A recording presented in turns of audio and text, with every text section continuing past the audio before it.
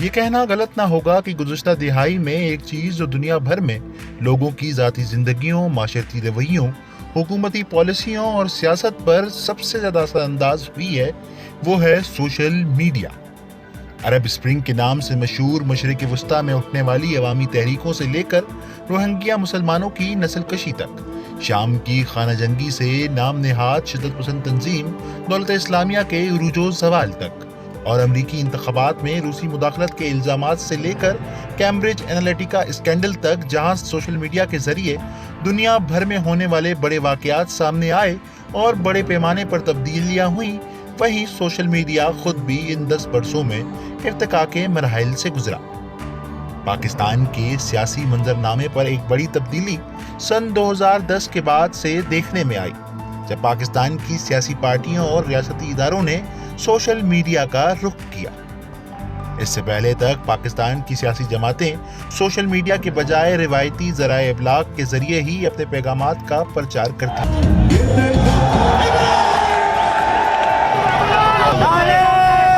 لیکن حالات اب یکساں مختلف ہو چکے ہیں۔ یوں تو ہر حکومت نے چاہا ہے کہ کسی نہ کسی طرح اس سوشل میڈیا کی چڑیا کو اپنے قابو میں کر لیا جائے، لیکن موجودہ حکومت نے تو بہت دور کی سوچی۔ Prevention of electronic crime act کے تحت نئے قواعد و ضوابط تشکیل دیے، جن کو removal and blocking of unlawful online content rules 2021 کا نام دیا گیا۔ اس ویڈیو میں ان رولز کو سمجھنے کے لیے ہم نے ملک کے مایہ ناز ڈیجیٹل رائٹس ایکسپرٹس اور جرنلسٹ سے بات کرنے کی کوشش کی ہے۔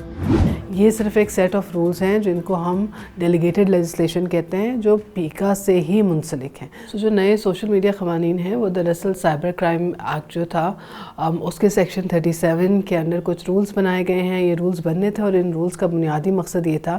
کہ اس فریم ورک کو ڈیفائن کیا جائے جس کے تحت آن لائن کانٹینٹ کو ریگولیٹ کیا جاتا ہے۔ انفارچونیٹلی جو رولز ہیں وہ ڈیفائن کرنے کے بجائے اس کا دائرہ وسیع کرتے ہیں اور بہت ساری ایسی چیزوں کو انکلوڈ کر دیتے ہیں جو پیکا کے اور سائبر کرائم لا کے اپنے ایمبٹ سے زیادہ باہر جاتا ہے۔ پی ٹی اے کو یہ اختیار بھی دیا گیا ہے کہ وہ پورے پلیٹ فارمز کو بلاک کر سکے، یعنی فار ایگزامپل فیس بک پہ ایک پیج یا ایک پوسٹ بلاک کرنے کے بجائے ان کے پاس اب یہ لیگل رائٹ ہے کہ وہ پورا کا پورا فیس بک اس کی بنیاد پر بلاک کر سکے۔ اس کے اندر ایک اور بہت بڑا مسئلہ پریویسی کا ہے، کیونکہ ان لاز کے تحت پی ٹی اے کو یہ اختیار بھی ہے کہ وہ سوشل میڈیا کمپنی سے یا جو بڑی کارپوریشنز ہیں ان سے ان انکرپٹڈ ڈیٹا مانگ سکے۔ اگین یہ ایک ایسی چیز نہیں ہے جو سائبر کرائم لا کے تحت یہ اختیار دیا گیا تھا، بلکہ یہ اختیار آپ کو ان رولز کے تحت آ رہا ہے۔ اس طرح کی چیزیں کبھی بھی پارلیمنٹری ڈیلیبریشن کے بغیر انٹروڈیوس نہیں ہو سکتی۔ تو یہ جو پورا سیٹ آف رولز ہے اٹ گوز وے بیونڈ جو اتھارٹی اس کو دی جانی چاہیے تھی انڈر پیکا۔ ابھی انفارچونیٹلی ہمیں یہ نظر آتا ہے کہ وہ ریگولیٹر کو تو فیسیلیٹیٹ کر رہے ہیں کسی حد تک، لیکن at the cost of the right of the internet users. So یہ جو ایک امبیلنس ہے پاور کے اندر ان رولز کے اندر، اس کی وجہ سے اس کا ڈائریکٹ امپیکٹ پڑتا ہے فریڈم آف فری اسپیچ پہ بھی اور ایکسیس ٹو انفارمیشن پہ بھی۔ میرا خیال ہے پیکا کی اسپرٹ تو یہ تھی کہ سوشل میڈیا پہ اور سائبر کرائم کو کنٹرول کیا جائے، لیکن اس میں ابھی اتنے سالوں میں ہمیں نظر یہ آیا کہ اس میں وکٹمائزیشن زیادہ نظر آئی، لیکن اس کو وہ صحیح معنوں میں ایکشن نہیں لے پائے اور صحیح معنوں میں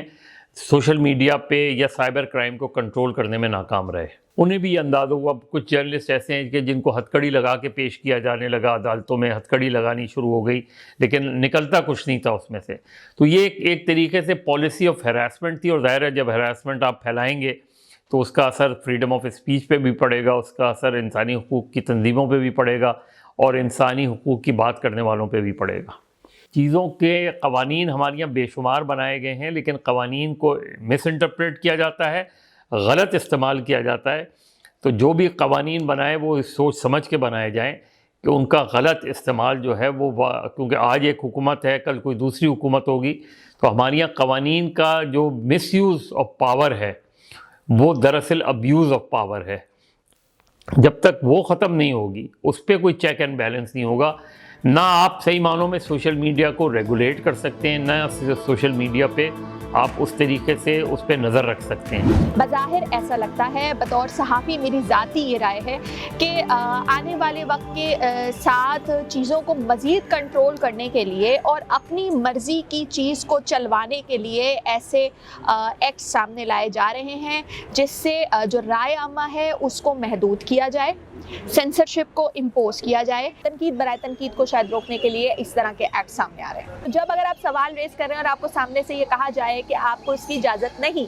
آپ اس پر بات نہیں کر سکتے، آپ یہ نہیں لکھ سکتے یا آپ وہ کانٹینٹ نہیں لگا سکتے جو آپ لگانا چاہتے ہیں یا ریز کرنا چاہتے ہیں، تو پھر یہ فریڈم آف اسپیچ کے ہی خلاف ہے۔ ایسے میں جب اتنے چیک اینڈ بیلنس ہوں گے تو جو کمپنیز کا پاکستان میں کام کرنا چاہتی ہیں ڈیجیٹلائزیشن میں، ان کے